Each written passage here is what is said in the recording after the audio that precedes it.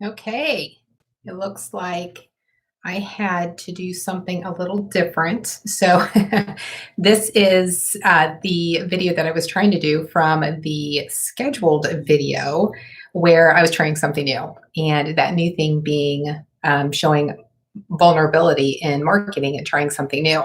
So, I am now showing you that I am going live. That wasn't planned to go to a different resource and make this happen. I had never scheduled a live before, so I was totally winging it, and it didn't work. So I had went through the process of scheduling it, and I thought that at the end of the down or the countdown, that there would be an option to click either go live or it would automatically have the camera go on. And unfortunately, that did not happen. So I think I just ended up creating a completely separate video. So if that's the case and you were logged in as a reminder for the other video, I apologize. I will have to play around with that and try and figure out what I did wrong or how I could have gone live from that video. But I put myself out there and I completely did not do it right. But the thing is that I actually went out there and did it. So I took that step. I went ahead and tried it and figured out that what I thought was going to work actually did not. So now I know I need to go in and do something different. So that's kind of the gist of the purpose of this particular video. And the reason why I keep looking over here is because the video is showing up on this screen. So if you see me looking over here, I'm just looking to see if anyone's joining me. It looks like I do have someone right now joining me. So if that's the case, thank you so much for being here. The video is more about, this live video is about marketing vulnerability and trying new things. So there's two different ways that that could be perceived. One being, trying new marketing tools or resources or strategies, content, just reevaluating your marketing and doing something different. Another way is looking at your marketing content and looking at how you can modify the content to show more vulnerability. So I can get into that part later because I think that's extremely important. And that's actually a part of marketing that I do, more from the emotional triggers standpoint. But I have talked about that before in a video, and there's a podcast episode, there's a blog post on it. So that piece is extremely important. But this particular episode or this particular video is going to be more about trying new things in regards to marketing tools, platforms, and just different strategies. So again, the reason why I was doing this is because all the videos that I've done, except for a couple that I did early, like about 6 months ago, for online courses that I was promoting, which again, that was completely new to me as well. And this is completely uncomfortable for me. I am used to doing videos, redoing videos, retaking videos, editing videos, and re-editing videos before I put them out there. So this is really putting myself out there and being completely uncomfortable. So I wanted to do this because I want to build up my YouTube channel, but then also be able to talk to you, whether you're live or you're watching this as a recording, and just kind of come through more and show more of myself in a real capacity and just, be present. And if there is anybody here that decides to leave questions, then I can answer the questions on the fly. And you can leave questions in the chat. So if you do visit during the live session, you're more than welcome to do that. I don't know how long this video is going to be. I'm just going to keep talking and see how long it goes and see if anybody joins, if there's any questions. So I'll just keep moving until there's nothing else to say, at least for this video. So I did mention the why of why I wanted to do this. And if I'm looking down, so this is another thing with the videos that I do that are recorded, is that I have everything in my mind of what I want to say. So I've rehearsed it, I've practiced it. I know how long it's going to go.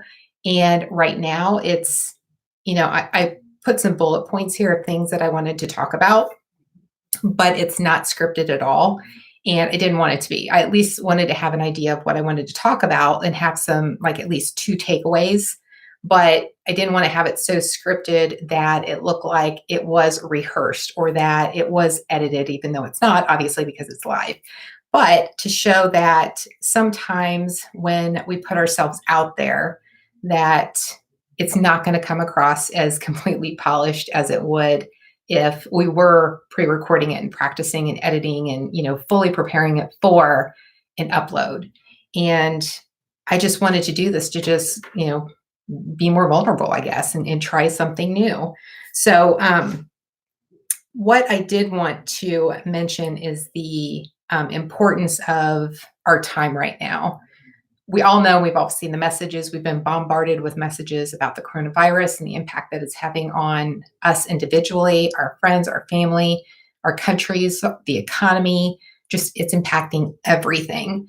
So there's so many unfortunate situations that are happening, especially with people losing their jobs or not being able to pay their bills because of loss of jobs, and all of that out of our control, right? So if people are losing their jobs and now not able to pay for things, well, that creates another whole set of issues. So if you're someone who is in a position that you've got time, and you don't have kids running around because you're also trying to homeschool your kids, well, now you're transitioned to working from home as well as your significant other, your partner, and you've got all this chaos happening. Hopefully that at some point is kind of calmed down.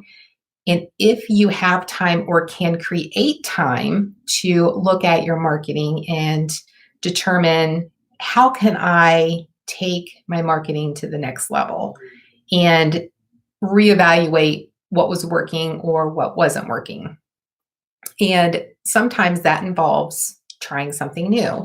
So if you are a company or an individual who's been responsible for marketing and you've done the same thing, for the last 12 months or even the last couple of years, and you need to get in there and try something else, now's a great time to visit that and see what it's actually going to take to try it. Because the way I look at it is that if you don't take a step, then you're not going to progress and you're not going to be able to obviously try something new. So why not try it now? I mean, this is the perfect time that, again, prefacing it with, you don't have little ones running around. You're not also trying to homeschool, and you're also not looking for a job or looking for how you're going to pay your bills. So if you're someone who does have time to do this, then now is a great time to do that. So I know a lot of talk has been on the use of TikTok and brands beginning to use that platform more for marketing their brand. Now, I'm one who's going to say, don't just go out to TikTok. Determine whether or not your target audience is spending time there. Now, right now, the majority of the target audience that's spending time there are Gen Z and millennials. And you're obviously going to have other generations too. I've seen Gen X, I've seen baby boomers, I've seen everybody. But this is, you'll notice in a lot of my videos, podcast episodes, blog posts, I talk a lot about knowing your target audience. And this is why, because if you want to learn TikTok, just to learn TikTok and just start marketing your brand, if you're doing that and your audience isn't there, then they're not going to see it. So that time essentially is being wasted when that time could have been spent someplace else. So I always encourage people to, if you're thinking of going to a new platform, I applaud you for wanting to try something new, but look at it and see if it's where your target audience is, and then make that decision to take that next step and learn the platform and how does it work and how is it best for you to represent your brand to your target audience, and how are they going to respond to you being on that platform. You may have heard or seen people talk about, you need to start your own podcast. You should totally just jump into it and just do it. And while it sounds good in theory, it's not always the best decision. And let me tell you why. Because I have started a podcast and I can't even imagine just jumping in haphazardly without a strategy, without content, without knowing what my format's going to be, whether or not it's going to be solo and educational or guest and conversational. So there needs to be some thought put into that. So if you're if you want to jump into it, here's what I recommend people do is not going through the whole process of, establishing accounts on, Anchor or Libsyn or, Apple or Google or wherever you're going to distribute your content to. What I recommend is that if you really want to start a podcast, just depending on if you're going to do it solo or with a guest or both, if you're going to do both, then do two separate recordings. One of you doing a solo episode and just record it on, on your phone if you've got voice notes or, however you can record audio. Do that and then put it someplace where you can send a link to other people and allow them to listen to it. Is the content good? Would they subscribe to your podcast? Did they like the content? Was it what they were expecting? So go through those exercises first before you go through the whole process of, establishing your accounts and, spending money on Libsyn is the hosting platform that I use, which is like your WordPress for websites. There's others as well, but I prefer Libsyn. It's very affordable. It's like either $5 or $7 a month, depending on if you want the analytics for like the basic program. So if that's something that you want to do before investing all of the time and effort in creating all this other stuff to make your podcast happen, do it in the most simplest format possible and then get some feedback on it. So you're still jumping in, but you're not putting it in a podcast format. So, and also, a lot of times, the last statistics I read, it was probably 3 or 4 months ago, but the average number of episodes per podcast is 7. And that's really low. I just published my 67th episode. And 7 is low because a lot of people have great intentions when they first jump in and they want to, jump on the bandwagon of, hey, somebody said I should start a podcast, I should do it. And they jump in and then they find out, 1, it's time consuming. 2, they don't know, how to get their podcast out there through the different distribution channels. It takes a lot of time. And if you don't do it in the right process, it can be very frustrating. So when you hear someone say that, then just say, does this really work for me? Is this really what I want to do with my brand? And then figure out a small step that you can take to progress, but not jump all in without having it figured out. Okay. And you can also do that with like social media platforms. With TikTok, you can get on there and the first thing that you'll see are people who are already posting content, and you can get an understanding of the type of content that they're posting. And you can even look at the hashtags, how it got present on that main screen, and just do some research first, just kind of figure it out. I mean, all the platforms are completely different, and TikTok's completely unique than any other video platform, whether it's Snapchat or using Instagram stories. So it's important to understand the differences, but you can still be vulnerable in trying something new without jumping in and not knowing. So I encourage you that if you are going to jump in, do it, but give some thought to it at first. Okay. Because I think that's the best thing to do. When I started this today, or when I scheduled it yesterday, I gave it some thought. And the thought was more like, what am I going to talk about? What if nobody shows up? And, people, they're not showing up. That's okay. I sent it out, but I didn't advertise it as much as I probably should have to get a wider audience. But I was also kind of scared because I didn't know what to expect. And if anyone was subscribed or got set the reminder for the previously recorded or scheduled one, I'm not even sure they're going to know that this one's here. So, I'm glad I didn't have a big audience because I really didn't know what I was doing. I just knew what I wanted to do, but because that whole process hadn't been completed until I actually went live, then I didn't know what I didn't know. So that's why it's important to just, understand what it is that you want to do and take a small step in that direction before jumping all in. It's easier to retract if it's not going to work for you than if you jump in full force and tell everybody in the world that that you're going to be doing this, and all of a sudden you don't. So just think of it from that perspective as well. So also another thing that I wanted to mention is that if it's something that you've been thinking about doing for a while, I've been thinking about doing live videos for a while, or just doing more videos and uploading them on YouTube, because I do want to grow this channel. And I think I only have 39 subscribers as of right now. And I know the value of YouTube, especially with it being associated with Google. So I know that there's a lot of value there, and that's why I want to leverage that platform for more videos and to attract a wider audience for my business. But I also know, and I'm also being realistic, that it's very time consuming and it's difficult to grow if you don't do live or if you don't do more consistent uploads. So that is my goal and that is my plan. And someone had mentioned, oh, my friend Diana Wilson, who actually just hit her 1,000 subscriber benchmark. So I was so excited for her. She's been extremely helpful and supportive with me on my online courses.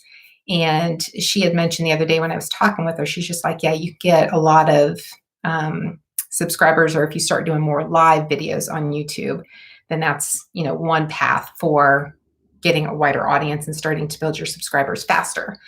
So, of course, my first thought was, crap, I don't want to do live video. I mean, that's like unedited. That's, if you screw up, if, something happens, then, it was all of these what ifs were going through my head. And I finally decided that this is something that I want to make happen. So if I'm going to make it happen, then I just need to take that step. Her and I were talking, today's Friday, I believe it was Wednesday, and I was planning on possibly doing this next week. I decided that I needed to do it this week. I just needed to take that step, gave it some more thought, and said, all right, I'm going to do it this week. So I went ahead and scheduled it. Didn't know what to expect again because I've never done the whole scheduled before. And like I said, I'm going to have to look into that and figure out what I did wrong and make sure next time, if I do the scheduling part of it, that it actually works. So again, if you're listening or watching this and you subscribe to the other one and it didn't show up, I am so sorry. Totally my fault. And I'll chalk it up to not knowing. But one thing to think about too is that if you're going to be trying new platforms or new marketing strategies or just trying something new, the way I look at it is that, especially if it's something that you've been thinking about for a while, I look at it as that, if I didn't do this today, tomorrow when I woke up, would I be like, crap, I should have done that yesterday. I thought about it. I planned it. I just didn't schedule it. I never, I didn't go through with the live video. I should have done it. You never want to have that should have, thought running through your head. So also think about it from the perspective of a week down the line, or, next year at this time, if you wanted to try TikTok, or you wanted to start a podcast, or you wanted to create a Facebook group, or you wanted to create an online course.